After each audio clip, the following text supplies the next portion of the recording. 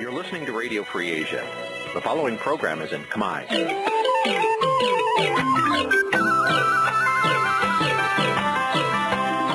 នេះជាកម្មវិធីផ្សាយវិទ្យុអាស៊ីសេរីនេះជាកម្មវិធីផ្សាយរបស់វិទ្យុអាស៊ីសេរីជាភាសាខ្មែរវិទ្យុអាស៊ីសេរីសូមស្វាគមន៍លោកអ្នកនាងទាំងអស់ពីរដ្ឋធានី Washington នៃសហរដ្ឋអាមេរិកចានាងខ្ញុំទេពសូរាវីសូមជម្រាបសួរអស់លោកអ្នកនាងអ្នកស្ដាប់ជាទីមេត្រីយើងខ្ញុំសូមជូនកម្មវិធីផ្សាយសម្រាប់យប់ថ្ងៃច័ន្ទ7កើតខែមិគសេ ឆ្នាំម្សាញ់បញ្ញស័កពុរសករាជ2557ដែលត្រូវនឹងថ្ងៃទី9ខែធ្នូគ្រិស្តសករាជ2013ចាជាដំបូងនេះសូមអញ្ជើញអស់លោកអ្នកនាងស្ដាប់ព័ត៌មានប្រចាំថ្ងៃ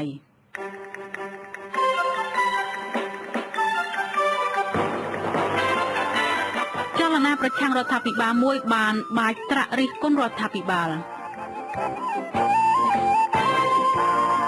ការរៀបចំអបអរទិវាសិទ្ធិមនុស្សអន្តរជាតិ10ធ្នូលើកទី65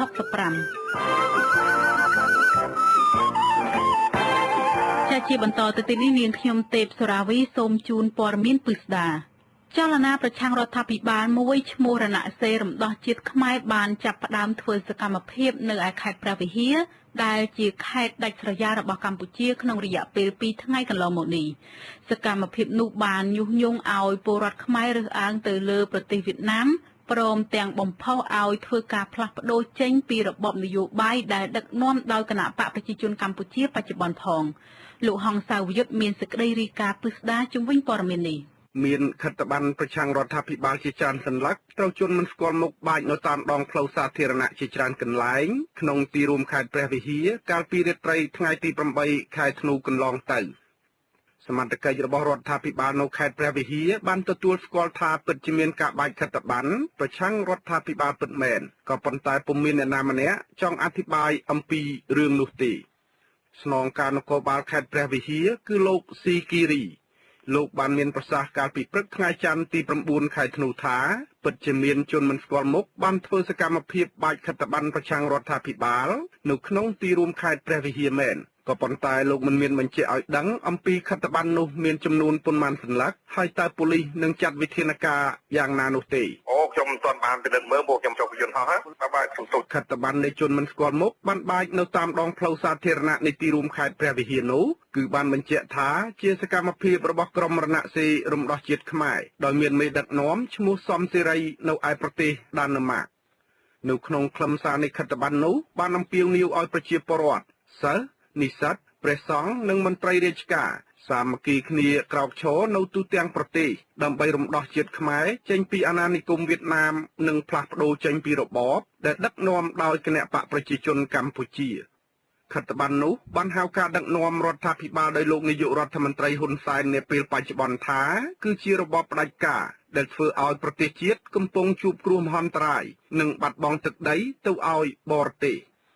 មន្ត្រីរដ្ឋាភិបាលបានហៅសកម្មភាពនៃការបាច់ខិត្តប័ណ្ណនោះថាគឺជាអំពើវិធានសនាសង្គមឯការអំពាវនាវឲ្យប្រជាពលរដ្ឋធ្វើចលនាផ្លាស់ប្ដូររបបដឹកនាំដែលផ្ទុយពីលទ្ធិប្រជាធិបតេយ្យតាមរយៈនៃការបោះឆ្នោតនោះគឺជាការក្បត់ជាតិក្បត់រដ្ឋធម្មនុញ្ញដែលប៉ះពាល់យ៉ាងខ្លាំងទៅដល់សន្តិសុខជាតិដែរអ្នកនាំពាក្យទីស្តីការគណៈរដ្ឋមន្ត្រីលោកផៃស៊ីផានបានមានប្រសាសន៍ថារដ្ឋាភិបាលនឹងជំរុញឲ្យមានការស៊ើបអង្កេតសកម្មភាពនោះរឿងហ្នឹងវាមិនមែនជារឿងសាមញ្ញធម្មតាទេដូច្នេះការឆ្លើយពីកាត់ខាងផ្នែកយោធាហ្នឹងគឺស៊ើបអង្កេតតទៀតអង្គការក្រៅរដ្ឋាភិបាលមួយចំនួនបានឲ្យដឹងថាមានប្រជាពលរដ្ឋជាច្រើនដែលរស់នៅក្នុងទីរួមខេត្តព្រះវិហារបានប្រទះឃើញនិងរើសយកខិត្តប័ណ្ណដែលគេបាចចោលនោះមកអានពួកគេមានការភ្ញាក់ផ្អើលនៅពេលដឹងថាខិត្តប័ណ្ណនោះមានការវាយប្រហាររដ្ឋាភិបាលអ្នកសម្របសម្រួលសមាគមការពារសិទ្ធិមនុស្សអាត់ហុកខេត្តព្រះវិហារលោកឡាវច័ន្ទបានមានប្រសាសន៍ថាបើតាមលោកដឹងគឺខិត្តប័ណ្ណដែលគេបាចនៅតាមដងផ្លូវមានរាប់រយសន្លឹកលោកឡាវច័ន្ទបានបញ្ជាក់ថាទោះយ៉ាងណាលោកមិនមានការចាប់អារម្មណ៍ចំពោះខិត្តប័ណ្ណនោះទេនេះជារឿងយោបាយមួយផ្នែកហើយមួយផ្នែកទៀតជារឿងតាមចេញទស្សនៈរបស់ជនណាមកដែលគាត់ឈឺចាប់ទៅនឹងរឿងអ្វីមួយខាងទៅនោះមិនទៅមានចាប់អារម្មណ៍ណាស់ណាអាជ្ញាធរខេត្តព្រះវិហារបានចាត់ទុកថានេះគឺជាលើកដំបូងដែលមានសកម្មភាពបាចខិត្តប័ណ្ណប្រឆាំងរដ្ឋាភិបាលនៅក្នុងខេត្តនេះពីព្រោះជាច្រើនឆ្នាំកន្លងមកគេពុំធ្លាប់ឃើញសកម្មភាពបាចខិត្តប័ណ្ណដូចនេះទេខ្ញុំហងសាវយុទ្ធ វិទ្យុអាស៊ីសេរីរាយការណ៍ពីខេត្តសៀមរាបចាលោកនាងស្ដាប់ជាទីមេត្រីមន្ត្រីសាលារាជធានីភ្នំពេញបានជួបជុំគ្នាជាមួយតំណាងអង្គការសង្គមស៊ីវិលនិងគណៈបកប្រឆាំងជុំវិញសកម្មភាពរៀបចំពិធីអបអរសាទរទិវាសិទ្ធិមនុស្សអន្តរជាតិលើកទី65ថ្ងៃទី10ធ្នូក្នុងរាជធានីភ្នំពេញជាមួយគ្នានេះមន្ត្រីជាន់ខ្ពស់ក្រសួងមហាផ្ទៃបានស្នើដល់គណៈបកនយោបាយឬក្រុមអង្គការសង្គមស៊ីវិលចូលរួមគោរពតាមសេចក្តីជូនដំណឹងរបស់ក្រសួងមហាផ្ទៃឲ្យបានទាំងអស់គ្នាដើម្បីបញ្ជៀសបញ្ហាផ្សេងៗដែលអាចកើតមានឡើង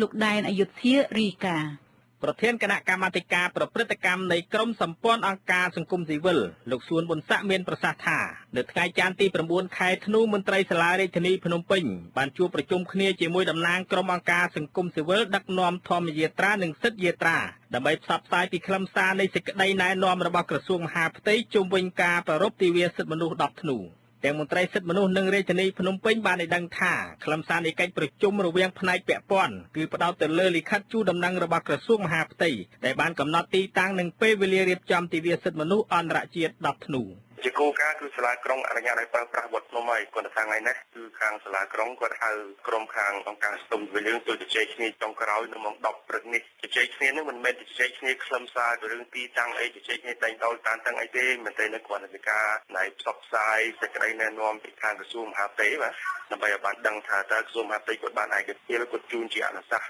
ផ្ដល់ជាសេចក្តីណែនាំយ៉ាងម៉េចអញ្ចឹងណាក្រុមមេដឹកនាំធម្មយាត្រានិងសិទ្ធិយាត្រាបានឲ្យដឹងដែរថានៅថ្ងៃច័ន្ទទី9ខែធ្នូក្បួនដើរដោយថ្មើរជើងរបស់ក្រុមអង្គការសង្គមស៊ីវិលចំនួន5គោលដៅផ្សេងគ្នាដែលធ្វើដំណើរចេញពីតាមខេត្តនានាចាប់ពីថ្ងៃទី1ខែធ្នូគឺបានមកដល់រាជធានីភ្នំពេញរួចហើយមន្ត្រីសង្គមស៊ីវិលបញ្ជាក់ថានឹងប្រមូលផ្ដុំគ្នាអបអរទិវាសិទ្ធិមនុស្សអន្តរជាតិ10ធ្នូរួមគ្នានៅរាជធានីភ្នំពេញនៅព្រឹកថ្ងៃអង្គារទាក់ទិនបញ្ហានេះលោកសខេងរដ្ឋមន្ត្រីក្រសួងមហាផ្ទៃបានឲ្យដឹងក្នុងលិខិតចុះថ្ងៃទី8ខែធ្នូផ្ញើជូនសាលារាជធានីភ្នំពេញថាក្រសួងបានអនុញ្ញាតឲ្យគណៈបកសង្គ្រោះជាតិជួបជុំគ្នានៅទីលានប្រជាធិបតេយ្យចាប់ពីម៉ោង7ព្រឹកដល់ម៉ោង12ថ្ងៃត្រង់ដោយមានអ្នកចូលរួមមិនលើសពី 10000 នាក់ក្នុងនោះមិនអនុញ្ញាតឲ្យហាយក្បួនទេប៉ុន្តែបានអនុញ្ញាតឲ្យចាត់តាំងតំណាង10រូបហើយញត្តិដាក់ជូនរដ្ឋសភាលិខិតមួយទៀតតាក់ទងការជួបជុំរបស់ក្រុមអង្គការសង្គមស៊ីវិលមិនមែនរដ្ឋាភិបាលគឺក្រសួងមហាផ្ទៃបានអនុញ្ញាតឲ្យក្រុមអង្គការសង្គមស៊ីវិលផ្សេងៗរៀបចំពិធីនេះនៅវត្តភ្នំនៅតាមសួនច្បារមាត់ទន្លេខាងកើតវត្តភ្នំចាប់ពីម៉ោង9ព្រឹកដល់ម៉ោង12ថ្ងៃត្រង់ដោយពុំមានហាយក្បួនឡើយទិវាសិទ្ធិមនុស្សដូចគ្នានេះសម្រាប់រាជរដ្ឋាភិបាលកម្ពុជាបានត្រៀមរៀបចំនៅមជ្ឈមណ្ឌលកោះពេជ្រនិងសាលារាជធានីភ្នំពេញធ្វើនៅស្តាតអូឡ িম্প ិកទូយ៉ាងណាលោកខៀវសុភ័ក្រមន្ត្រីនាំពាក្យក្រសួងមហាផ្ទៃនៅថ្ងៃច័ន្ទទី9ខែធ្នូបានស្នើដល់តំណាងអង្គការសង្គមស៊ីវិលនិងគណៈបកសង្គ្រោះជាតិត្រូវចូលរួមសហការតាមសេចក្តីណែនាំរបស់ក្រសួងមហាផ្ទៃដើម្បីបញ្ជៀសហិង្សាផងទាំងពួងដែលអាចនឹងកើតមានឡើងបាទខ្ញុំនៅតែមានការមានអារម្មណ៍ថាដែលបកប្រឆាំងរបស់បងលោកខ្លួនឯងលោកតែបានសហការយ៉ាងល្អប្រសើរពីបាត់កិច្ចរបស់ព្រះបរិកម្មរបស់បងរៀងខ្ញុំជឿថាប្រពៃណីនៃការសហការគ្នារបស់បងល្អមិនត្រូវបានអនុវត្តបន្តទៅទៀតក្រុមអង្គការសង្គមស៊ីវិលកាលពីថ្ងៃទី1ខែធ្នូ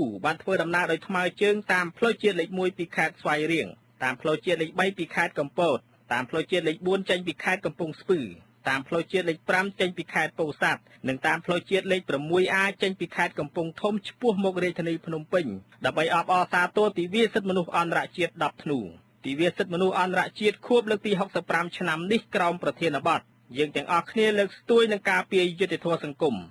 ដែលនាយកជាវិទ្យុអាស៊ីសេរីទីក្រុងភ្នំពេញចាលោកនាងស្ដាប់ជាទីមេត្រីនៅឯខេត្តរតនគិរីឯនោះវិញទាំងមន្ត្រីអង្គការសង្គមស៊ីវិលទាំងប្រជាពលរដ្ឋសហគមន៍ជនជាតិដើមភាគតិចនិងសិស្សានុសិស្សបានរួមគ្នាប្រារព្ធខួបលើកទី65នៃទិវាសិទ្ធិមនុស្សអន្តរជាតិនៅថ្ងៃទី9ខែធ្នូក្រោមប្រធានបទយើងទាំងអស់គ្នារួមគ្នាលើកស្ទួយនឹងការពារយុត្តិធម៌សង្គមមនុស្សប្រមាណ400នាក់នាំមុខដោយក្រុមឆៃយ៉ាំនិងរថយន្តបំពងសម្លេងបានដង្ហែក្បួនធ្វើដំណើរអមដោយបដាពាក្យស្លោករំលឹកពីសិទ្ធិមនុស្សចាលោកនាងស្ដាប់ជាទីមេត្រីដល់ឡៃអង្គការសិទ្ធិមនុស្សអន្តរជាតិ Human Rights Watch បានចោទរដ្ឋាភិបាលកម្ពុជាថាបានចាប់ឃុំអ្នកប្រើប្រាស់គ្រឿងញៀនរាប់រយអ្នកខុសច្បាប់ក្នុងមណ្ឌលកែប្រែគ្រឿងញៀនវាយធ្វើទារុណកម្មយ៉ាងព្រៃផ្សៃអង្គការនេះបានអំពាវនាវឲ្យរដ្ឋាភិបាលកម្ពុជាបិទមណ្ឌលអប់រំកែប្រែគ្រឿងញៀនទាំងនោះជាបន្ទាន់ របាយការណ៍ Human Rights Watch ចុះនៅថ្ងៃទី9 ខែធ្នូឆ្នាំ2013កម្រាស់55ទំព័រមានចំណងជើងថាគេធ្វើបាបយើងដោយសត្វធាតុបានរៀបរាប់មណ្ឌលអប់រំគ្រឿងញៀនចំនួន8នោះថាជាឋាននរកអ្នកញៀនគ្រឿងញៀនត្រូវបានគេវាយធ្វើបាបប្រមាថមើលងាយទាំងផ្លូវកាយនិងផ្លូវចិត្តធ្វើទារុណកម្មដល់ពួកគេដូចជាបង្ខំឲ្យលូនលើដីគ្រោះឬឲ្យឈរត្រាំក្នុងទឹកលូស្អុយជាដើមចំពោះអ្នកជាប់ឃុំស្ត្រីវិញត្រូវអ្នកយាមចាប់រំលោភធ្វើបាបការរំលោភសិទ្ធិមនុស្សនិងការបង្ខំឲ្យធ្វើការនិងធ្វើទារុណកម្មទាំងនេះ Human Rights Watch បានជំរុញឲ្យរដ្ឋាភិបាលទទួលខុសត្រូវនាយកផ្នែកសុខភាពនិងសិទ្ធិមនុស្សនៃអង្គការ Human Rights Watch លោក Joseph Amun បានដឹងថាអ្នកដែលត្រូវទទួលការព្យាបាលពីមណ្ឌលបន្សាបគ្រឿងញៀនគឺទទួលបានត្រឹមតែការវាយដំជាំសាច់និងត្រូវគេវាយបង្ខំធ្វើការរដ្ឋាភិបាលយកមណ្ឌលទាំងនោះគឺជាកន្លែងសម្រាប់ដឹកអ្នកសុំទានអ្នករកស៊ីបម្រើសេវាផ្លូវភេទកុមារអនាថាតាមផ្លូវនិងអ្នកដទៃទៀតយកទៅចាក់ចោលនៅក្នុងមណ្ឌលទាំងនោះមុនពេលដែលអ្នកមានកិត្តិយសខ្ពង់ខ្ពស់ចុះទៅពិនិត្យនៅទីនោះមន្ត្រីអង្គការខាណាដែលធ្វើការជាមួយអ្នកញៀនគ្រឿងញៀននិងមេរោគអេដជំងឺអេដបានហៅរបាយការណ៍ Human Rights Watch ថាជាការដាស់តឿនអារម្មណ៍របស់រដ្ឋាភិបាលឲ្យពិចារណាឡើងវិញអំពីវិធីព្យាបាលអ្នកញៀនថ្នាំញៀនសពថ្ងៃដែលធ្វើមិនត្រូវក្បួនខ្នាតតាមអង្គការសុខភាពពិភពលោក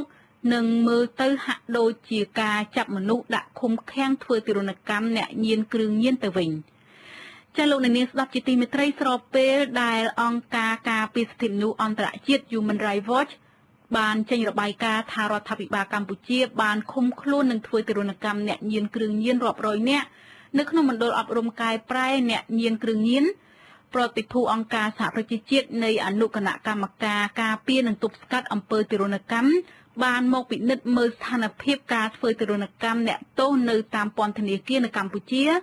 រយៈពេល5ថ្ងៃគិតចាប់តាំងពីថ្ងៃទី9ខែធ្នូដល់ថ្ងៃទី13ខែធ្នូឆ្នាំ2013មន្ត្រីអង្គការសហប្រជាជាតិទទួលបន្ទុកផ្នែកព័ត៌មានអ្នកនាងយូលីបាប៊ូស៊ីណា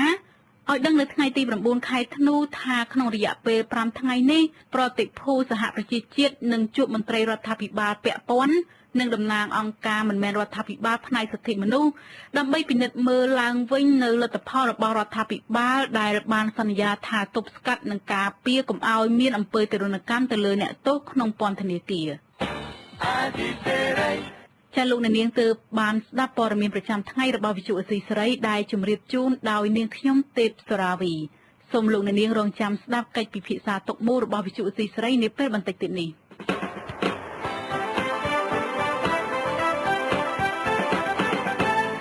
អស់លោកអ្នកនាងស្ដាប់ជាទីមេត្រីនៅយប់ថ្ងៃច័ន្ទនេះកិច្ចពិភាក្សាទុកមូលរបស់វិទ្យុអេស៊ីសេរីនឹងជជែកជុំវិញប្រធានបទលទ្ធផលនៃការធ្វើធម្មយាត្រាសិទ្ធិយាត្រាចាក្រៅពីស្ដាប់សម្លេងតាមវិទ្យុលោកអ្នកនាងក៏អាចទស្សនាជាវីដេអូតាមអ៊ីនធឺណិតដែរសូមលោកអ្នកនាងចូលទៅកាន់គេហទំព័រ www.rfa.org/ ខ្មែររួចចុចនៅលើពាក្យថាផ្សាយផ្ទាល់វេទិកាអ្នកស្ដាប់នៅខាងស្ដាំនៃទំព័រដើម្បីទស្សនាវីដេអូផ្សាយផ្ទាល់នៃកិច្ចពិភាក្សាតុមូលរបស់វិទ្យុអេស៊ីសេរីដែលផ្សាយចាប់ពីម៉ោង 7 កន្លះដល់ម៉ោង 8 កន្លះយប់ម៉ោងនៅកម្ពុជាចាកិច្ចពិភាក្សាតុមូលនេះមានលោកទីនសាការីយ៉ាជាអ្នកសម្របសម្រួលដូចតទៅ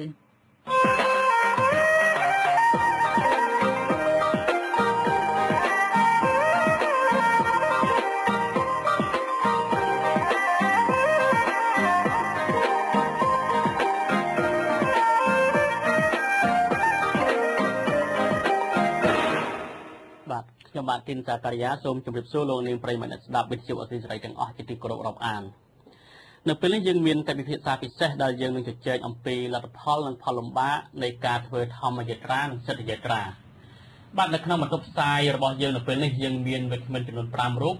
ដែលជាតំណាងក្រុមដឹកនាំនៅតាមផ្លូវជាតិទាំង5ដែលបានធ្វើធម្មយាត្រានិងសិទ្ធិយាត្រារយៈពេល9ថ្ងៃកន្លងមកនេះបាទវិក្កាមរបស់យើងមានលោកយ៉ងវិរៈលោកជាប្រធានមជ្ឈមណ្ឌលអប់រំច្បាប់សម្រាប់សហគមន៍ដែលលោកបានដើរឆ្លាប់គ្រប់ផ្លូវហើយលោកវ៉ាន់ពៅលោកជាប្រធានសមាគមប្រជាធិបតេយ្យឯករាជ្យនៃសេដ្ឋកិច្ចក្រៅប្រព័ន្ធដែលលោកតំណាងឲ្យក្រុមនៅផ្លូវជាតិលេខ6 លោកសមរ៉ាលោកជាប្រធានសហព័ន្ធសហជីពកម្មករចំណីអាហារនិងសេវាកម្មកម្ពុជាលោកតំណាងឲ្យផ្លូវជាតិលេខ5ហើយនឹងប្រតិជនគុណអិនពុទ្ធីប្រតិជនគុណគង់នៅវត្តស្ទឹងមន្ជ័យហើយប្រតិជនគុណតំណាងឲ្យប្រសង់នៅផ្លូវជាតិលេខ1វាគ្មិនយើងមួយរូបទៀតគឺអ្នកស្រីយ៉មកផាអ្នកស្រីមកពីសហគមន៍បង្កក់ហើយតំណាងឲ្យផ្លូវជាតិលេខ4បាទសូមជម្រាបសួរលោកគ្មិនទាំងអស់បាទសូមចាជម្រាបសួរចម្រើនពរលោកនាងជាទីមេត្រីទិវាសិទ្ធិមនុស្សអន្តរជាតិថ្ងៃទី10ធ្នូឆ្នាំ2013ស្អែកនេះគឺជាខួបលើកទី65ហើយដែលក្រុមអង្គការសង្គមស៊ីវិលសហគមន៍រងគ្រោះដីធ្លីព្រះសង្ឃបានចងក្រងជាក្រុមមួយឈ្មោះថាមិត្ត10ធ្នូហើយក្រុមមិត្ត10ធ្នូបានប្រារព្ធធ្វើឡើងទិវាសិទ្ធិមនុស្សអន្តរជាតិឆ្នាំនេះគឺខុសប្លែកពីឆ្នាំមុនដោយបាននាំគ្នាធ្វើសិទ្ធិយាត្រានិងធម្មយាត្រារយៈពេល10ថ្ងៃគឺចាប់តាំងពីថ្ងៃទី1ដល់ថ្ងៃទី10ដែលនឹងមកជួបជុំគ្នានៅទីក្រុងភ្នំពេញនៅថ្ងៃស្អែកដែលជាការកំណត់បាទនៅក្នុងការធ្វើធម្មយាត្រាសិទ្ធិយាត្រានេះដែរយើងបានទទួលព័ត៌មានមកនៅមានបញ្ហាមួយចំនួននៅក្នុងម៉ោង6ល្ងាចនេះឥឡូវហ្នឹងលោកម៉ោមនិរ័ត្នដែលបានចុះយកព័ត៌មានផ្ទាល់នៅវត្តអ្នកកវ័នបាទដែលក្រុមធ្វើដង្ហែក្បួនធម្មយាត្រាសិទ្ធិយាត្រាមកពីផ្លូវជាតិលេខ4ហ្នឹងមកចង់ស្នាក់នៅវត្តអ្នកកវ័នក៏ប៉ុន្តែត្រូវបានអាជ្ញាធររារាំងបាទជំរាបសួរលោកម៉ោមនិរ័ត្នបាទជំរាបសួរលោកគិនចក្រាយាបាទលោកម៉ោមនិរ័ត្នតើមានបញ្ហាអ្វីលោកសូមជម្រាបជូនអ្នកស្ដាប់បាទដូចអ្វីដែលលោកបានជម្រាបជូនគ្រួមិញឲ្យថាផ្លូវជាតិលេខ4គឺមានបញ្ហាត្រង់ល្ងាចមិញហ្នឹងមិនមែនត្រឹមល្ងាចមិញទេប៉ុន្តែលក្ខណៈពិសេសនៅពេលក្រុមផ្លូវជាតិលេខ4បានមកដល់វត្តនេះកវ័នហ្នឹងគឺថាត្រូវបានរារាំងដោយអញ្ញាប្រជាចាតិកាវត្តហ្នឹងហើយជាក់ស្ដែងនៅពេលល្ងាចមិញនេះប្រជាពលរដ្ឋនិងប្រសង់ប្រមាណជិត300នាក់នឹងអង្គបានបិទផ្លូវតាពន្ធទីត្រង់ព្រឹងស្តុបវត្តនេះកវ័នហើយ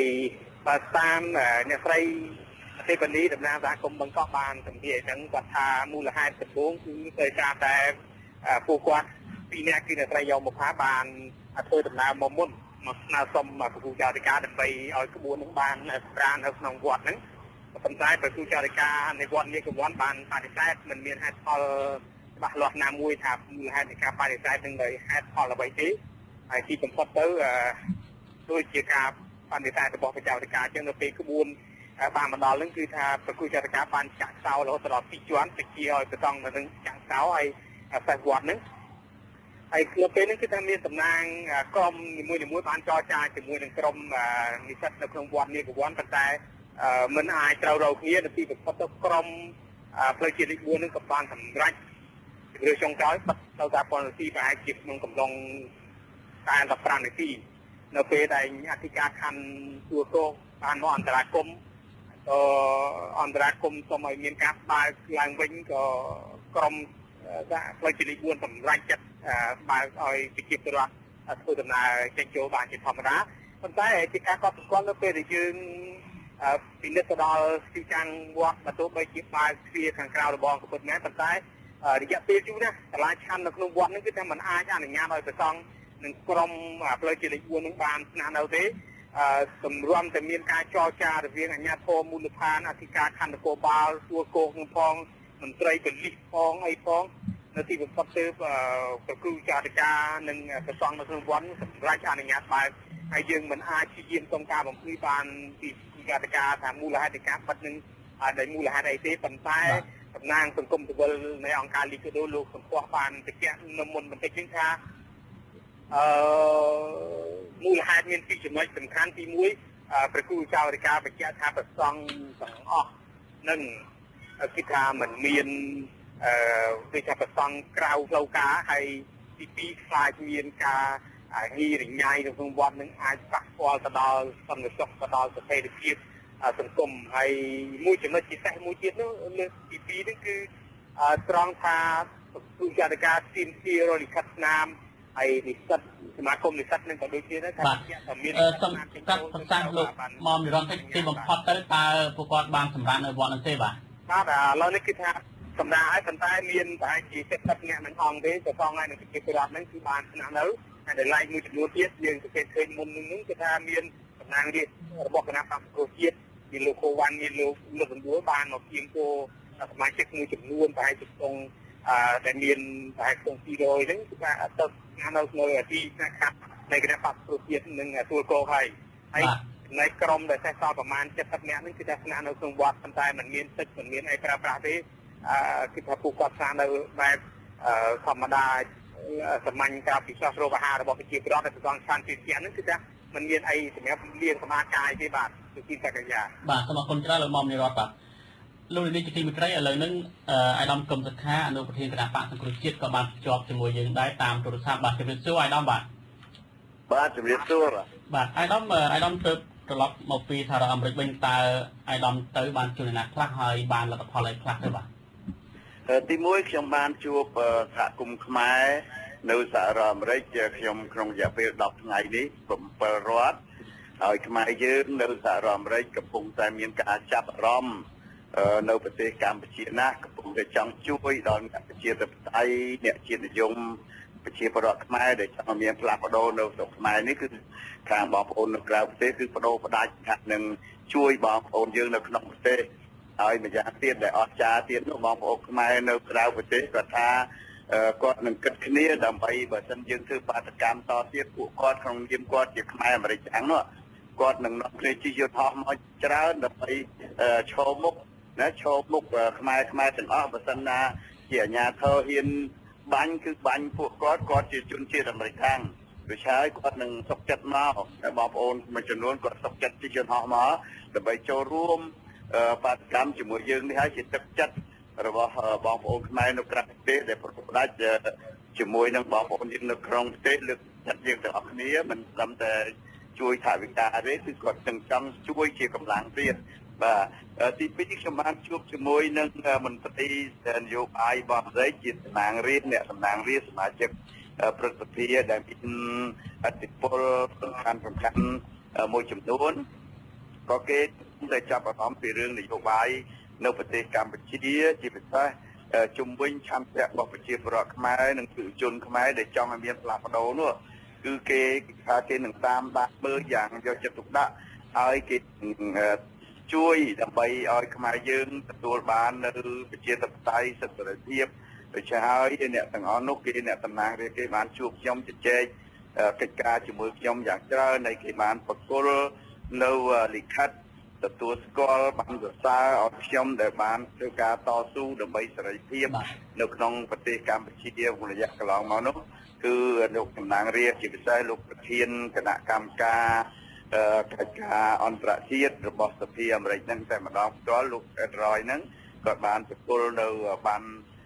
លិខិតសរសើរឲ្យខ្ញុំក្នុងការងាររបស់ខ្ញុំនៅគណៈដឹកនាំចលនាប្រជាធិបតេយ្យហ្នឹងហើយគាត់នឹងតាមដាននៅអ្វីដែលយើងទាំងអស់គ្នានៅក្នុងប្រទេសកំពុងតែតស៊ូដើម្បីសេរីភាពដើម្បីយុត្តិធម៌ក្នុងការបោះឆ្នោតហ្នឹងពួកគាត់នឹងតាមដានតស៊ូឲ្យជាពិសេសថ្ងៃ10ធ្នូនេះខ្ញុំបានជម្រាបគាត់មុនហើយថាសូមឲ្យសហរដ្ឋអាមេរិកជួយមែនទែន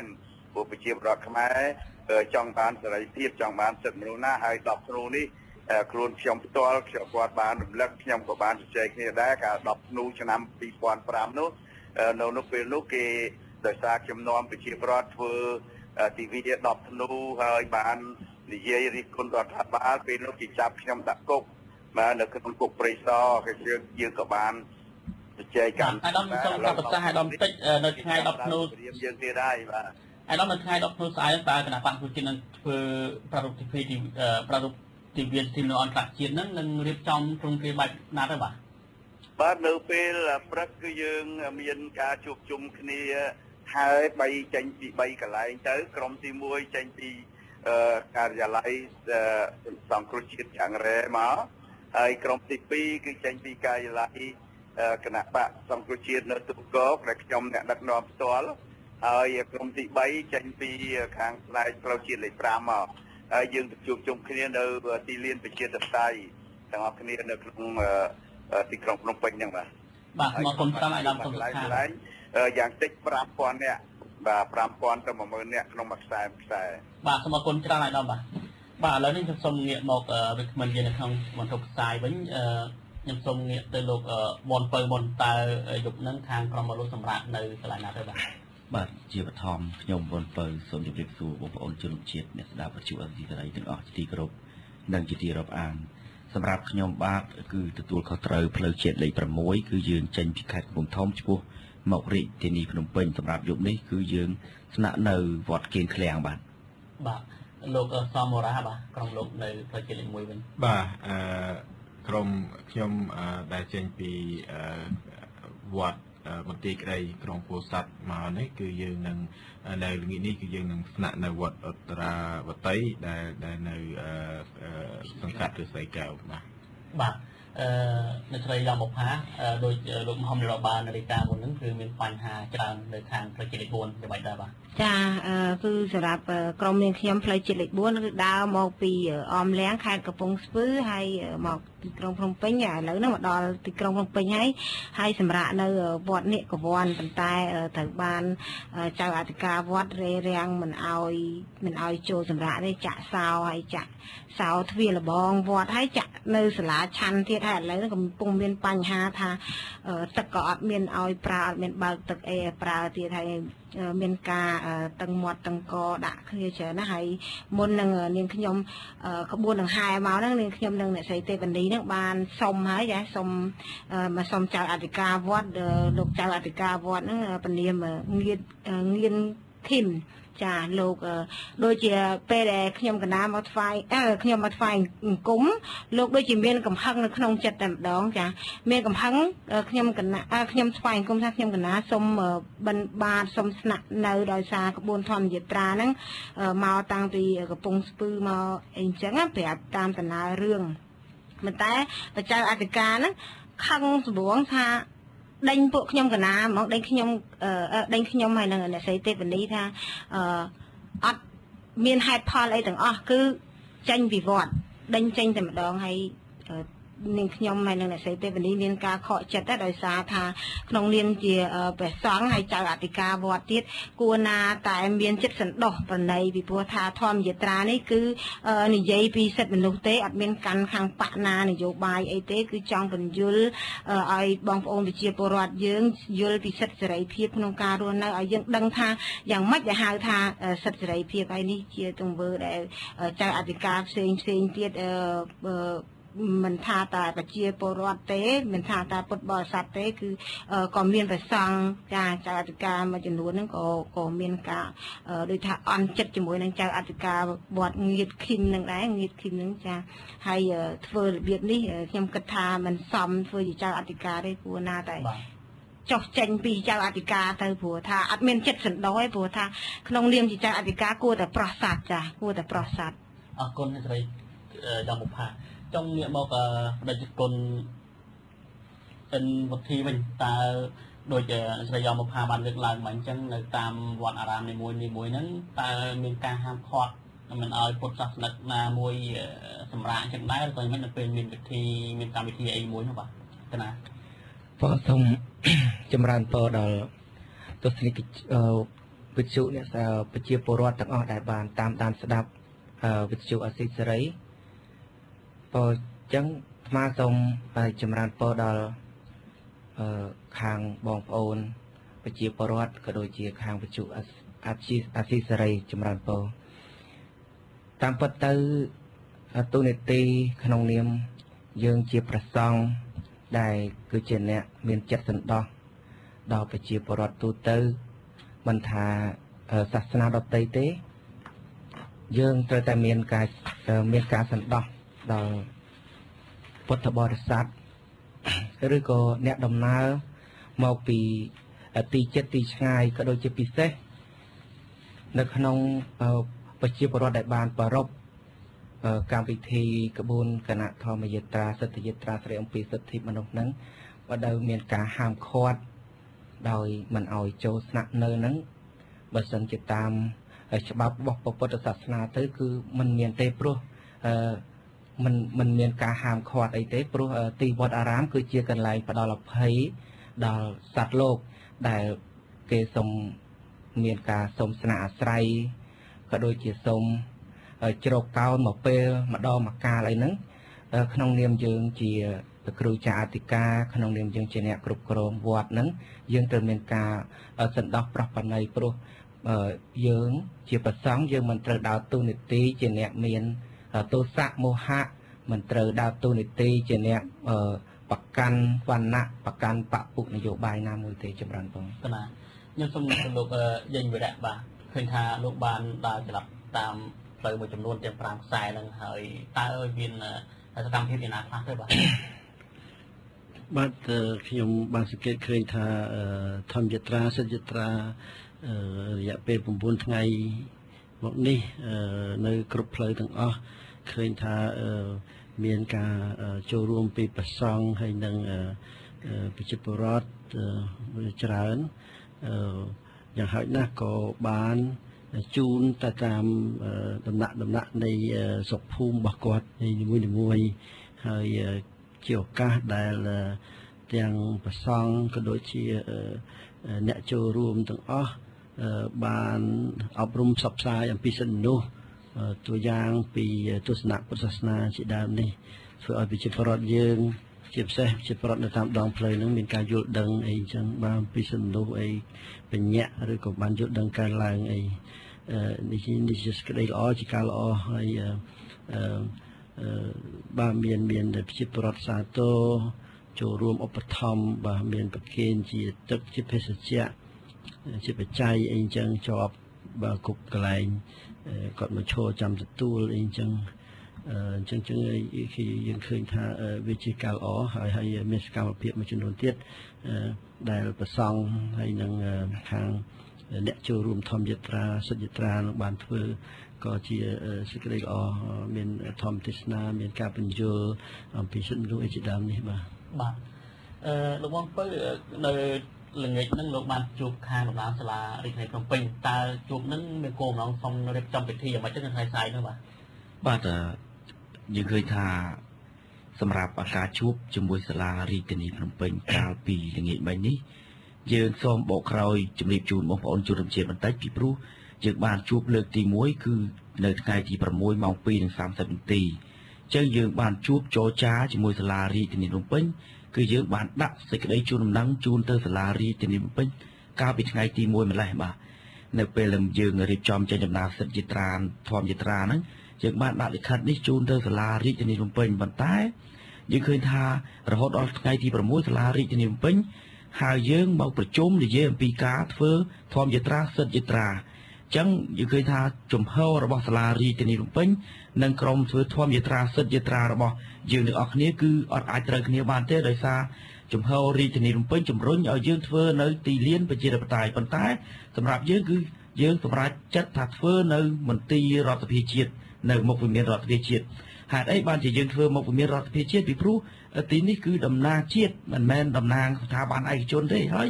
សូមជម្រាបជូនបងប្អូនជនជាតិថាការធ្វើនេះមិនមែនយើងទទួលស្គាល់សភាឯកបកនោះទេគឺយើងធ្វើដើម្បីដាក់ញត្តិទៅជូនគណៈបកសំខាន់ចំនួន2គឺគណៈបកសង្គ្រោះជាតិនិងគណៈបកប្រជាជនកម្ពុជាដើម្បីឲ្យតំណាងរាជគណៈបកទាំងពីរហ្នឹងមកទទួលយកញត្តិរបស់យើងដែលដោយលោកវរៈជំរាបជូនខាងដើមហ្នឹងថាគឺយើងទទួលបានលទ្ធផលបានសារជាច្រើនអំពីទុកកង្វល់របស់ប្រជាពលរដ្ឋអញ្ចឹងឃើញថាសាលារាជធានីភ្នំពេញនៅតែប្រកាន់ចំហឲ្យយើងធ្វើនៅទីលានប្រជាធិបតេយ្យអញ្ចឹងយើងរក្សាចំហយើងនៅដែរគឺធ្វើនៅមុខវិមានរដ្ឋាភិបាលជាតិហើយយើងអត់ត្រូវរើគ្នាអញ្ចឹងសាលារាជធានីភ្នំពេញបានថានឹងរុញចំហនេះជូនទៅក្រសួងមហាផ្ទៃអញ្ចឹងយើងឃើញថាម្សិលមិញក្រសួងមហាផ្ទៃបានចេញលិខិតមួយជម្រាបជូនមកអង្គការសង្គមស៊ីវិលក៏ដូចជាក្រុមមិត្តដប់ធ្នូរបស់យើងថាលោកអនុញ្ញាតឲ្យធ្វើនៅមុខសួនក្រមប្រសាអភិវឌ្ឍកម្ពុជាហៅកាត់ថា CDC ប៉ុន្តែយើងឃើញថាយើងអាចទទួលយកបានទេគឺយើងនៅរក្សាចំហយើងនៅទីលានអធិស្ឋាននៅវិមានរដ្ឋាភិបាលដដែលអញ្ចឹងការជួបសាលារាជធានីភ្នំពេញល្ងាចមិញនេះម៉ោង 3:30 នាទីគឺគ្រាន់តែទៅជួបណែនាំអំពីសេចក្តីជំរាបរបស់ក្រសួងមហាផ្ទៃមកក្រុមយើងជាមួយនឹងសាលារាជធានីភ្នំពេញតែប៉ុណ្ណោះអញ្ចឹងគឺចំហគឺអត់ត្រូវរើគ្នាដដែលឃើញថាយើងរក្សាចំហខ្ជាប់ជួនរបស់យើងគឺនៅមុខវិមានរដ្ឋាភិបាលដើម្បីដាក់ញត្តិជូនគណៈបកសំខាន់ចំនួន2នឹងឯងអញ្ចឹងគឺអត់អាចត្រូវរើគ្នាទេល្ងាចមិញនេះហើយគិតថាការដែលនៅតែចង់ធ្វើនៅមន្ទីររដ្ឋាភិបាលដដែលនឹងជាការខុសច្បាប់ឯនៅពេលសាលារាជធានីភ្នំពេញមិនអនុញ្ញាតថែមទាំងមហាផ្ទៃផង យើងគិតថាយើងមើលច្បាប់យ៉ាងច្បាស់ហើយរដ្ឋធម្មនុញ្ញក៏យើងមើលច្បាប់ស្ដីពីបាតកម្មកោតកម្មក៏យើងមើលយ៉ាងច្បាស់ថាក្នុងសិទ្ធិធម្មយាត្រាច្បាប់បាតកម្មក៏អត់មានចែងទេអញ្ចឹងអ្វីដែលក្រសួងមហាផ្ទៃជម្រាបជូនមកនេះខ្ញុំគិតថាមិនត្រឹមត្រូវតាមច្បាប់ទេគឺវាខុសច្បាប់ទាំងស្រុងក្រសួងមហាផ្ទៃនេះឯងជាអ្នកសរសេរអំពីច្បាប់បាតកម្មនិងកោតកម្មជាមួយអង្គការសង្គមស៊ីវិលហ្នឹងប៉ុន្តែបែរជាក្រសួងមហាផ្ទៃចេញលិខិតបែបនេះគឺខុសទាំងស្រុងហើយរំលោភទៅលើរដ្ឋធម្មនុញ្ញទៀតយើងឃើញថារដ្ឋធម្មនុញ្ញបានបើកសិទ្ធិសេរីភាពសម្រាប់ប្រជាពលរដ្ឋក្នុងការជួបប្រជុំប៉ុន្តែយើងឃើញថាយើងធ្វើនេះមិនមែនកោតកម្មទេបងប្អូនជនរួមជាតិយើងធ្វើដោយសិទ្ធិយាត្រាធម្មយាត្រាហើយយើងឃើញថាកាលដែលរៀបរៀងបានន័យថាគេគូសផ្លូវឲ្យយើងដើរបែបនេះគឺមិនមែនជាប្រទេសដែលកាន់ខ្ជាប់នៅលទ្ធិប្រជាធិបតេយ្យមិនមែនជាប្រទេសដែលគោរពសិទ្ធិមនុស្សទេអញ្ចឹងឃើញថាយើងមិនអាចទទួលយកបានទេក្នុងនាមយើងជាប្រជាពលរដ្ឋយើងត្រូវតែក្រោកឈរឡើងទាមទារនៅសិទ្ធិសេរីភាពរបស់យើងពីព្រោះទិវាសិទ្ធិមនុស្សដល់ធ្នូគឺជាទិវាដែលគេធ្វើប្រពៃទូទាំងពិភពលោកមិនមែនគេឲ្យអាជ្ញាធររដ្ឋគូសផ្លូវឲ្យយើងដើរទេគឺយើងអត់ត្រូវការបែបហ្នឹងទេបាទសម្រាប់យើងជាប្រជាពលរដ្ឋខ្មែរបាទលោកសមរាតើការដង្ហែសិទ្ធិយាត្រាធម្មយាត្រានៅខាងផ្លូវជាតិលេខ1តើលោកមានឧបសគ្គអ្វីខ្លះបាទនៅផ្លូវជាតិលេខ5បាទពីបើយើងមើលទៅក្នុងផ្លូវជាតិលេខ5គឺយើងផ្លូវជាតិលេខ5បាទនៅផ្លូវជាតិលេខ5គឺយើងគ្រាន់តែចាប់ផ្ដើមនៅថ្ងៃដំបូងដែលយើងទៅដល់ទីរួមខេត្តពោធិ៍សាត់ហ្នឹងគឺយើងបានមើលឃើញថាយើងមានបញ្ហាហើយនៅទីក្រុងពោធិ៍សាត់ហ្នឹងនៅវត្តមន្ទីរក្តីហ្នឹងមានតែប្រសងបានអនុញ្ញាតឲ្យយើងបានទៅចូលស្នាក់នៅប៉ុន្តែក្រោយមកយើងឃើញថាអាជ្ញាធរភូមិឃុំហើយនិងមន្ត្រីធម្មការហ្នឹងបានទៅទាញចាក់សោទ្វារមិនឲ្យយើងស្នាក់នៅហើយប្រជាពលរដ្ឋបានសម្រេចចិត្តស្នាក់នៅក្រោមដើមឈើហើយនៅក្នុងអាកាសធាតុដែលកំពុងត្រជាក់ហើយអត់មានមុងអត់មានភួយក្នុងកលៈទេសៈនោះយើងឃើញថាលំបាកមែនទែនហើយក្រោយមកមកដល់នៅទីរួមខេត្តមកខេត្តកំពង់ឆ្នាំងក៏ដូចគ្នាដែរនៅឃុំមេលុំស្រុកបរិបូរណ៍នៅវត្តស្រះកែវក៏អាជ្ញាធរឃុំអត់អនុញ្ញាតឲ្យយើងបានចូលស្នាក់នៅក្នុងវត្តដូចគ្នាហើយយើងឃើញថាហើយតមករហូតនៅក្នុងទីរួមខេត្តកំពង់ឆ្នាំងឃើញថានៅក្នុងខេត្តកំពង់ឆ្នាំងទាំងមូលគ្រប់វត្តទាំងអស់គឺត្រូវបានចាក់សោបិទទ្វារទាំងអស់មិនអនុញ្ញាតឲ្យធម្មយាត្រាគណៈធម្មយាត្រារបស់យើងនឹងបានចូលស្នាក់នៅទេហើយរហូតដល់យើងមានការតវ៉ាពីសមាជិករបស់ក្រុមធម្មយាត្រាក៏ដូចជាប្រជាពលរដ្ឋហ្នឹងដើម្បីឲ្យមានការបើកទ្វារនៅក្នុងខេត្តកំពង់ឆ្នាំងហ្នឹងមានអ្នកចូលរួមតាមជាមួយច្រើនទេបាទនៅក្នុងដំណើរការនៅក្នុងដំណើរធម្មយាត្រារបស់យើងនេះចេញពីខេត្តកំពង់ឆ្នាំងមកយើងមានប្រសង់ចំនួន17អង្គហើយប្រជាពលរដ្ឋចំនួន70នាក់បាទអញ្ចឹងហើយមានការកើនឡើងរហូតនៅតាមដងផ្លូវហ្នឹងពីដោយសារមានប្រជាពលរដ្ឋចូលរួមនៅតាមដងផ្លូវរហូតហើយយើងឃើញថាមកដល់ពេលនេះក៏យើងឃើញថានៅតែមានការរារាំងពីអាជ្ញាធរអញ្ចឹងមកចំពោះដំណើរសិទ្ធិយាត្រារបស់យើងហើយយើងឃើញថាទង្វើទាំងនេះវាជាចំណុចមួយដែលគួរឲ្យសោកស្ដាយមែនទែនដែលយើងឃើញថារដ្ឋាភិបាលមកដល់ពេលនេះគឺមិននៅតែមិនមានការផ្លាស់ប្ដូរទេគឺនៅប្រកាន់នៅចរិតដដែលអត់មិនប្រឹងប្រែងក្នុងការបម្រើសេវាឲ្យល្អដល់ប្រជាពលរដ្ឋទេបែរជាបំបត្តិសិទ្ធិសេរីភាពរបស់ប្រជាពលរដ្ឋក្នុងការធ្វើកម្មវិធីឲ្យគោលបំណងដែលសំខាន់នៃសិទ្ធិយាត្រារបស់យើងគ្រាន់តែជាការផ្សព្វផ្សាយឲ្យប្រជាពលរដ្ឋបានយល់ដឹងអំពីសិទ្ធិមនុស្សក៏ដូចជាប្រព្រឹត្តនៅអំពើល្អនៅក្នុងសង្គមដើម្បីកសាងសង្គមមួយឲ្យសុខសន្តិភាពទាំងអស់គ្នាហើយពិសេសជាងគេហ្នឹងកន្លងមកហ្នឹងគឺយើងចង់បានយើងមើលឃើញថាសង្គមរបស់យើងនឹងប្រឈមនឹងបញ្ហាអយុត្តិធម៌ជាច្រើននៅក្នុងសង្គមរហូតមកដល់ការបោះឆ្នោតជាដើមយើងឃើញថាលទ្ធផលឆ្នោតវាមានភាពមិនប្រក្រតីជាច្រើនដែលធ្វើឲ្យប្រជាពលរដ្ឋភ័យក្នុងរយៈកាលដែរយើងឃើញថាមានការចល័តតបផលិតអីអញ្ចឹងវាជាពេលវេលាមួយដែលរដ្ឋាភិបាលទាំងគណៈបកប្រជាជនក៏ដោយទាំងគណៈបកសង្គ្រោះជាតិដោយគឺត្រូវផឹងប្រែងធ្វើការរួមគ្នាដើម្បីបម្រើប្រយោជន៍ប្រជាពលរដ្ឋទាំងអស់គ្នាហើយយើងចង់បានសុខសន្តិភាពទាំងអស់គ្នាហើយយើងកណាប្រជាពលរដ្ឋមានន័យថាកាលណាអាជ្ញាធរធ្វើបែបនេះគឺមានន័យថាមិនបានបម្រើប្រយោជន៍ប្រជាពលរដ្ឋទេមិនផឹងធ្វើល្អប្រជាពលរដ្ឋទេខ្ញុំបារម្ភថាធ្វើបែបនេះហើយយើងឃើញថានៅតាមដងផ្លូវមួយចំនួនទៅពេលដែលយើងមានការតវ៉ាប្រជាពលរដ្ឋមានការខឹងសម្បារណាព្រោះនេះគឺជាកម្មវិធីសិទ្ធិយាត្រាកម្មវិធីសាសនាដែលមានប្រសង់ចូលរួមជាច្រើន នៅក្នុងដំណើរការនេះហើយការធ្វើបែបនេះវាជារឿងមួយដែលអមនុស្សធម៌ហើយមិនសមហេតុផលទេអញ្ចឹងហើយប្រជាពលរដ្ឋគាត់បង្ហាញការអសប្បាយចិត្តច្រើនណាស់បាទសូមអរគុណខ្ញុំសូមនិយាយលោកយាយម្នាក់ឃើញថានៅក្នុងឆ្នាំហ្នឹងឃើញធ្វើមានក្រុមភាពធំជាងរាល់ឆ្នាំទាំងអស់ហើយបានជាបែងចែកក្រុមទាំង5ហ្នឹងពោះទៅពីខេត្តទាំង5ហើយមកពីភ្នំពេញមួយបាទសូមអរគុណមែនទេយើងទាំងអស់គ្នាបានដឹងហើយថាទិវាសិទ្ធិមនុស្សអន្តរជាតិ10ធ្នូនេះវាជាទិវាបុណ្យមួយដែលទូទាំងប្រទេសគេរំលឹកគេប្រារព្ធហើយដល់ឡែកប្រទេសកម្ពុជាយើងក៏ចាត់ទុកថាជាទិវាបុណ្យជាតិដែរបាទអញ្ចឹងក្រុមមិត្ត10ធ្នូនេះធ្លាប់បានចូលរួមប្រារព្ធទិវាបុណ្យជាតិ10ធ្នូនេះច្រើនឆ្នាំមកហើយគំនិតតាំងពីដំបូងមកគឺថាឲ្យទៅដល់ថ្ងៃ10ធ្នូគឺចង់ឲ្យប្រជាពលរដ្ឋខ្មែរយើងនឹងប្រារព្ធដោយទៅជាបុណ្យធម្មប្រពៃណីយើងមួយអញ្ចឹងមានន័យថាមិនមានន័យថានៅគ្រប់និគមជនបទតាមផ្ទះសម្បែងទាំងអស់គឺថាឲ្យទៅដល់ថ្ងៃ10ធ្នូគឺជាថ្ងៃបុណ្យដែលយើងទិដ្ឋាតើមកដល់ម៉ោងនេះថ្ងៃនេះសិទ្ធិមនុស្សសិទ្ធិយើងទាំងអស់គ្នាហ្នឹងសិទ្ធិពលរដ្ឋសិទ្ធិនយោបាយសិទ្ធិសង្គមវប្បធម៌សេដ្ឋកិច្ចអីហ្នឹងវប្បធម៌ហ្នឹងតើសិទ្ធិទាំងអស់ហ្នឹងជាសិទ្ធិមូលដ្ឋានរបស់យើងត្រូវបានគោរពប៉ុន្មានហើយតើមានបញ្ហារំលោភសិទ្ធិមនុស្សបញ្ហាដែលត្រូវដោះស្រាយទេអីចឹងរាល់ឆ្នាំគឺថាយើងធ្វើអញ្ចឹងហើយបានការធ្វើដូចជាច្រើនដែរលើកនេះដោយសារថាមានការបោះឆ្នោតផងអីចឹងទៅជឿតែមកនិយាយគ្នាក្រោយដែរទេនិយាយទៅគៀកពេលគោរពហើយដើម្បីធ្វើឲ្យបានច្រើនចឹងទៅមានតែតាមរយៈការផ្សព្វផ្សាយ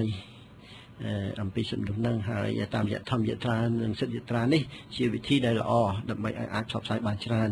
ហើយមានការយល់ដឹងពីសិទ្ធិមនុស្សបាទមហិច្ឆតានោះគឺថាសង្ឃថាឲ្យមានការផ្សព្វផ្សាយទូទាំងប្រទេសតាំងពីនៅតាមព្រំដែនប្រទេសខ្មែរយើងអីនោះរហូតចូលមកភ្នំពេញនោះក៏ប៉ុន្តែវាធំពេកមហិច្ឆតាហ្នឹងអញ្ចឹងធ្វើម៉េចពេលខ្លីផងទៅធ្វើម៉េចឲ្យអាចធ្វើបានហ្នឹងគឺមានតែកម្រិតនៅត្រឹមតែពាក់កណ្ដាលអីចឹងបានហើយកំដៅដល់ច្រើនថ្ងៃពេកទៅរួចទេហើយរាប់រយគីឡូច្រើនពេកក៏បានអញ្ចឹងហើយយើងចឹងច្រើនផុត700គីឡូគិតថាមួយថ្ងៃដើរនិមន្តដើរហ្នឹងប្រហែលជា20គីឡូអីហ្នឹងគឺសមរម្យអាចទៅរួចហើយអញ្ចឹងទៅគិតថា5ទិសហ្នឹង5ផ្លូវហ្នឹងក៏អាចនឹងគ្រប់ដណ្ដប់បានគួរសមដែលហើយនឹងហើយបានជារើសប៉ុន្តែបាទប៉ុន្តែមើលទៅដូចយ៉ាងទ្រង់ទ្រីធំគួនបើប៉ុន្តែបើនិយាយតាមចិត្តដូចចង់គឺថាចង់ឲ្យបានសពជាងនឹងទៅទៀតនោះបាទអរគុណខ្ញុំសូមនិយាយទៅអ្នកស្រីយកមកផាឃើញថាអ្នកស្រីបានទៅតែចេញពីពន្ធនាគារទេហើយបែកក្រុមគ្រួសារហើយនឹងខាតលើការប្រកបមុខរបរអាជីវកម្មទៀតតែអ្នកស្រីបានទៅចូលរួមនៅគណៈការធ្វើធម្មយាត្រាសិទ្ធិយាត្រាតើអ្វីជាកត្តាចម្បងដែលជំរុញឲ្យអ្នកស្រីទៅចូលរួមនោះបាទសូមអរគុណដោយសារថាខ្ញុំបានចូលរួមក្នុងធម្មយាត្រានេះដោយសារថាខ្ញុំមានការឈឺចាប់ពីព្រោះខ្ញុំក៏ត្រូវបានគេរំលោភសិទ្ធិដែរចាតាំងពីសិទ្ធិរស់នៅផ្ទះសម្បែងក៏ត្រូវគេរំលោភចង់បានដីធ្លីយើងចាសិទ្ធិលំនៅឋានណាក៏ត្រូវគេរំលោភហើយថែមទាំងមានរឿងអយុត្តិធម៌រហូតដល់ចាប់ដាក់គុកដាក់ច្បាប់ដោយសាររដ្ឋាភិបាលលាបពណ៌សទៅជាខ្មៅទៀតអញ្ចឹងខ្ញុំមានការឈឺចាប់ក្នុងរឿងថានេះសបញ្ជាក់ថាប្រទេសយើងគឺអត់គ្រប់សិទ្ធិមនុស្សទេព្រោះខ្ញុំជាអ្នករងគ្រោះអញ្ចឹងខ្ញុំដឹងអញ្ចឹងខ្ញុំចង់ចូលរួមចាហើយក៏សហគមន៍របស់ខ្ញុំក៏ចង់ចូលរួមដើម្បីឲ្យបងប្អូនប្រជាពលរដ្ឋដទៃទៀតឲ្យគាត់នៅតំបន់ឆ្ងាយពីទីក្រុងឲ្យគាត់យល់ថាតើយើងជាប្រជាពលរដ្ឋហ្នឹងមានសិទ្ធិអីខ្លះកុំឲ្យព្រោះថាពួកគាត់អត់ដឹងអញ្ចឹងវាងាយស្រួលណាស់ដែលពួកដែលមានអំណាចមានលុយកាក់បុណ្យស័ក្តិហ្នឹងអាចធ្វើបាបរំលោភបំពានគាត់ដូចជាក់ស្ដែងនៅអមលៀងអញ្ចឹងពួកក្រុមយាត្រាពួកខ្ញុំចោះទៅ គឺគាត់អត់សូវយល់ទេពីបញ្ហាថាស្អីទេដែលហៅថាសិទ្ធិមនុស្សអញ្ចឹងងាយស្រួលក្រុមហ៊ុននៅអមលៀងហ្នឹងងាយស្រួលនឹងធ្វើបាបពួកគាត់ហើយរំលោភយកដីធ្លីហើយប្រហែលជា 80% ដែលត្រូវបានក្រុមហ៊ុនហ្នឹងរំលោភយកដីធ្លីអញ្ចឹងហើយបានខ្ញុំក៏ដូចជាក្រុមសហគមន៍បឹងកក់ហ្នឹងគឺចូលរួមព្រោះអានេះសារៈសំខាន់ណាព្រោះដើម្បីយើងទាំងអស់គ្នាមិនមែនដើម្បីបុគ្គលណាមួយទេហើយក៏ក្រុមដើរមកហ្នឹងក៏មានឧបសគ្គច្រើនណាព្រោះថាដើរតាំងពីអមលៀងមកដល់ភ្នំពេញហ្នឹងគ្រាន់តែវត្ត4ដែលចូលស្នាក់នៅហ្នឹងគឺ3វត្តដែរដែលហាមឃាត់មិនឲ្យក្រុមយាត្រាយើងហ្នឹងចូលស្នាក់នៅវត្តដូចជាវត្តសាឡងពោលមង្គលហ្នឹងគឺបិទទ្វារដែរយល់ឡានចាកំពង់ស្ពឺគឺបិទទ្វារហើយមានចាប់ចៅអធិការវត្តទៅ1ម៉ោងជាងទៀតទៅសន្លឹកគម្រាមអាហ្នឹងចាជាសញ្ញាមួយគឺថាគោរពមិនគោរពសិទ្ធិមនុស្សទេគឺរំលោភបំពានហើយមកដល់វត្តជាពូវ័នហ្នឹងទៀតក៏បិទអត់ឲ្យចូលទៀតចាហើយរហូតដល់ក្រុមយាត្រាហ្នឹងទៀមទាណារហូតដល់បិទផ្លូវហើយថ្ងៃនេះទៀតមកដល់វត្តនិកវ័ននេះទៀតចាក៏បិទចាមិនឲ្យចូលហើយចៅអធិការប្រើពាក្យសម្ដីមិនគួរសមទៀតអញ្ចឹង4វត្តដែលនាងខ្ញុំចូលហ្នឹងឃើញមានវត្តមួយហ្នឹងគឺគំរូល្អណាស់ចាហើយនាងខ្ញុំសូមកោតសរសើរដល់ចៅអធិការវត្តដែលមានចិត្តសន្តោសគឺប្រចៅអធិការហ្នឹងពនាមសុងឌឿនចាហើយនៅវត្តចានៅវត្តចេតពុនហៅទួលសាលាចាក្នុងស្រុកចាខេត្តកំពង់ខេត្តកណ្ដាលហើយស្រុកអង្គស្នួលចាលោកមានចិត្តសន្តោសណាស់ហើយលោកបានបញ្យល់ពីរឿងសិទ្ធិសេរីភាពទៀតហើយលោកបានបញ្យល់ដល់បដិជគុណផ្សេងថាក្នុងនាមជាព្រះសង្ឃត្រូវតែប្រោះសត្វចាព្រោះក្បួនធម្មយាត្រានេះពីសម័យណាក៏មានដែររឿងធម្មយាត្រាហ្នឹងឲ្យតែធ្វើដើម្បីប្រជាជនឲ្យតែធ្វើនៅអំពើល្អចាព្រះសង្ឃអាចចូលរួមបានដើម្បីប្រោះសត្វអញ្ចឹងនាងខ្ញុំរំភើបណាស់ពេលដែលព្រោះថា4វត្តមានតែវត្តមួយដែលទទួលស្វាគមន៍យ៉ាងរាក់ទាក់កក់ក្ដៅចូលទៅត្រជាក់ចិត្តហ្មងអញ្ចឹងខ្ញុំសូមអរគុណហើយថ្វាយអង្គមចាដល់ព្រះអង្គសុងឌឿនហ្នឹងចាជាពុនពេកខ្ញុំសូមងាកមកបដិជគុណเป็นวุฒิឃើញថាតាមដងផ្លូវជាតិទាំង5ហ្នឹងគឺមានប្រសង់ទាំងអស់និមន្តចូលរួមក្រៅពីគោលបំណងសំខាន់ដែលផ្សព្វផ្សាយអំពីព្រះធម៌ទៅកាន់ពុទ្ធបរិស័ទហ្នឹងតើ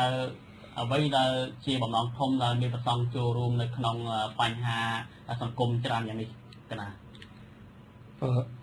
សូមចម្រើនពរបញ្ហាដែលធំចម្បងដែលមានធ្វើដែលឲ្យប្រសង់មានការចូលរួមយ៉ាងច្រើនកកយ៉ាងដូចនេះដោយសារប្រសង់ក៏លោកមានការជឿចាប់ខ្លះដែរនៅក្នុងព្រោះមាននៅក្នុងសង្គមយើងសពថ្ងៃតាមដែលអាត្មាកលេចមើលទៅក្នុងសង្គមគឺមានការរំលោភសិទ្ធិមនុស្សជាច្រើនមិនត្រឹមតែរំលោភដល់តែខាងផ្នែកក្រហមទេត្រឹមសំបីតែប្រសង់ហ្នឹងក៏មានការរំលោភសិទ្ធិដល់ប្រសង់ដែរយ៉ាងណាមិញដូចរឿងការពីខែមុនថ្ងៃទី12ខែ11គឺមានការវាយធ្វើបាបដល់ប្រសង់នៅក្នុងវត្តចង្ក្រានតព្រំស្ទឹងមានជ័យនឹងធ្វើឲ្យមានប្រសង់ប្រសង់របួស7អង្គចាប់ប្រសង់ទៅ7អង្គរបួសធ្ងន់1អង្គគឺបែកថ្ងាសចម្រើនពរ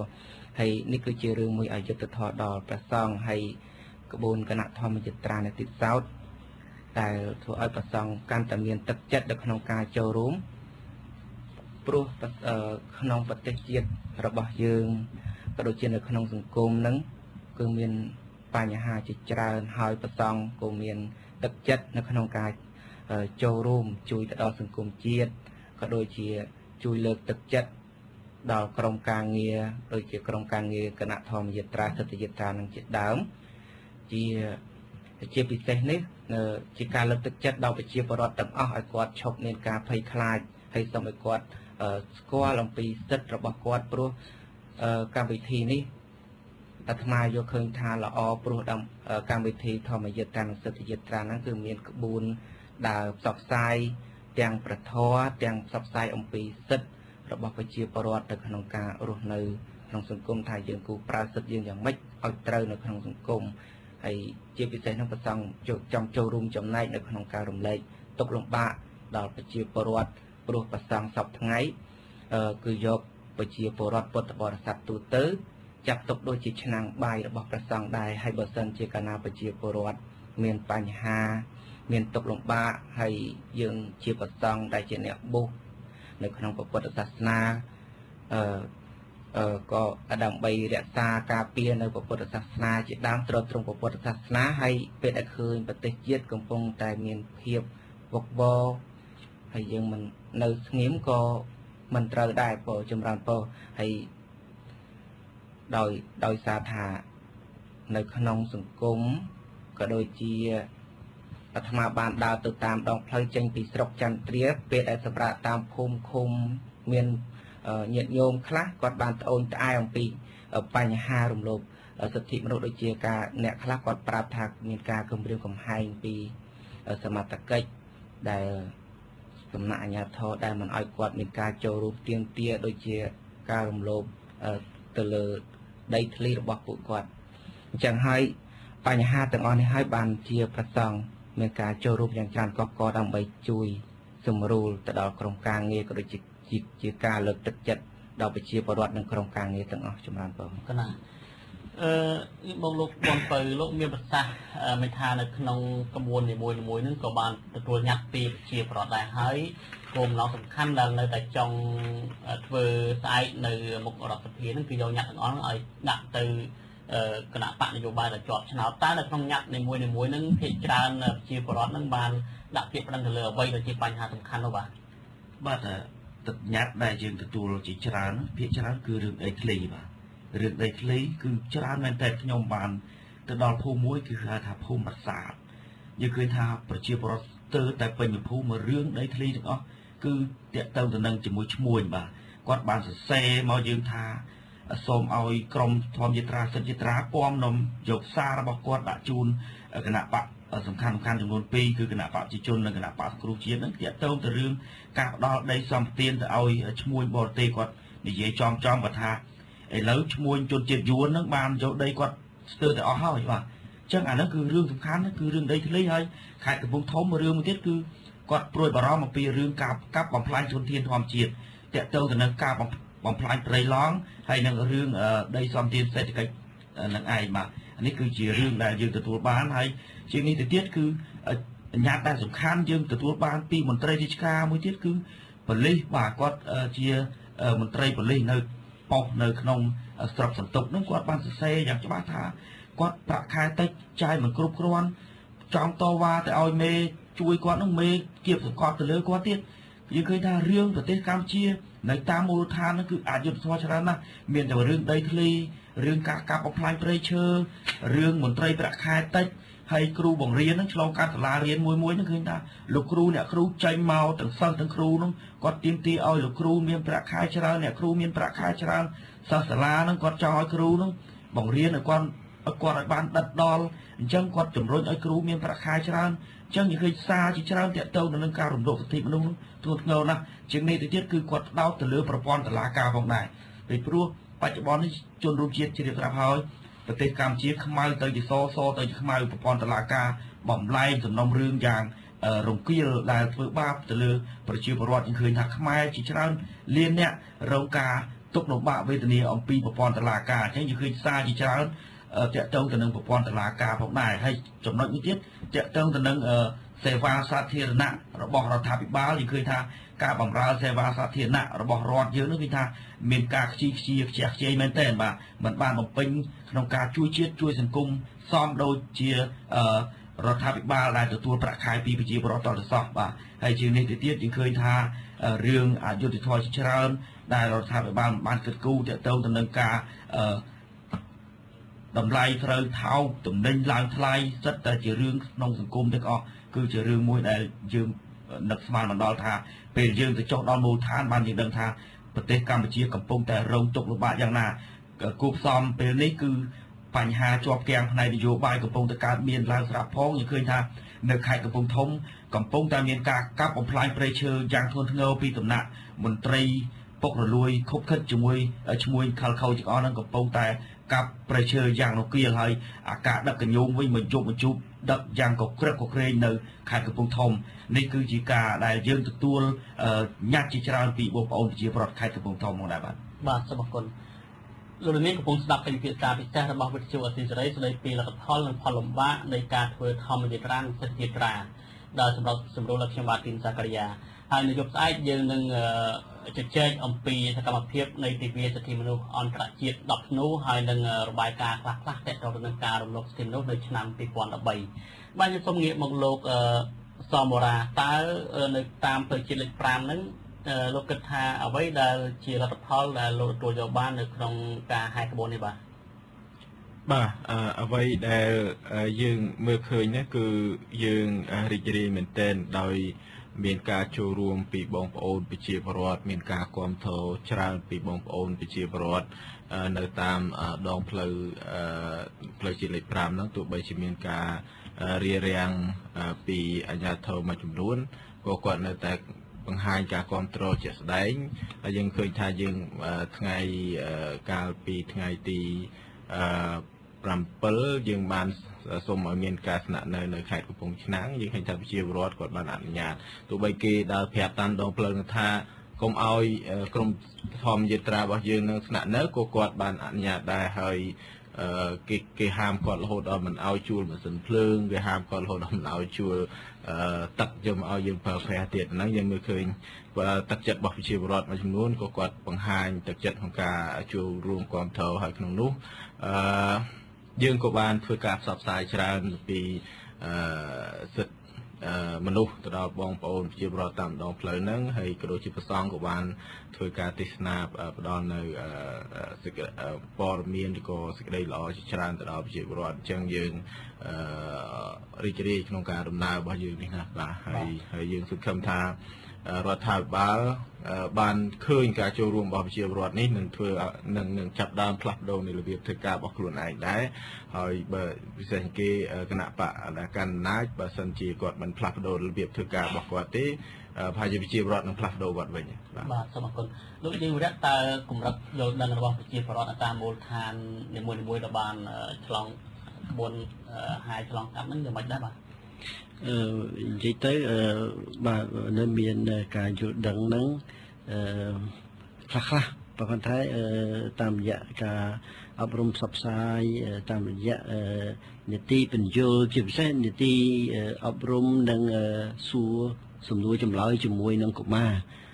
ra cục ma ray tam sập phum nắng khơi tha bàn chui đò bộ kia miền cài dột đằng can thị trường bộ kia miền cài dột đằng cua xóm hói sum nuôi cặp tới dương thưa chấm muối ta cục má ra cục ma ray hay ao kia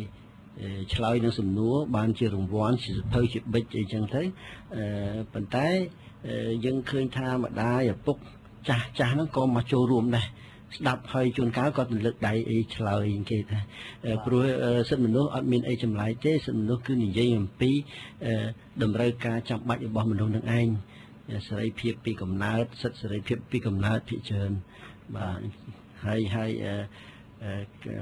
สมัติcáchรัฐบาลมินกตับcách ធ្វើយ៉ាងណាឲ្យសិទ្ធិទាំងឡាយទាំងពួងហ្នឹងត្រូវបានអនុវត្តបំពេញគោរពនឹងការពារហើយការខកខានរបស់អាជ្ញាធររបស់សមាជិករបស់រដ្ឋាភិបាលក្នុងការអនុវត្តគឺថាគោរពការពារហ្នឹងមានន័យថាមានការរំលោភសិទ្ធិមនុស្សហើយបាទអរគុណប្រជាជនដោយសារយើងនៅសល់តែមួយអាទិត្យគាត់តើប្រជាជនទូនទីរបស់ព្រះសង្ឃនៅក្នុងសង្គមដែលធ្វើយ៉ាងម៉េចទៀតដើម្បីឲ្យប្រទេសយើងមានសន្តិភាពហើយកុំឲ្យមានការរំលោភសិទ្ធិមនុស្សនោះបាទកណានឹងសូមចម្រើនពរព្រះសង្ឃយើងក្នុងនាមជាព្រះសង្ឃចម្រើនពរត្រូវ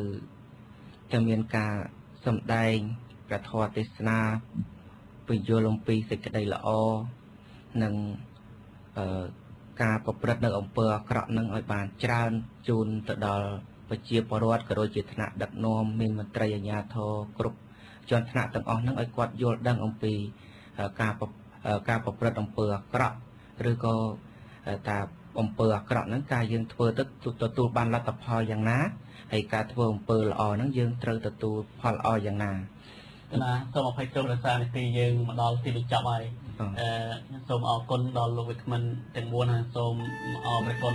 ពួកបរិយាគុណនិងលោកទាំងអស់បានចូលរួមនៅក្នុងកិច្ចការពិសេសនេះខ្ញុំបាទទីនតាបរិយាសូមអរគុណសូមជម្រាបលា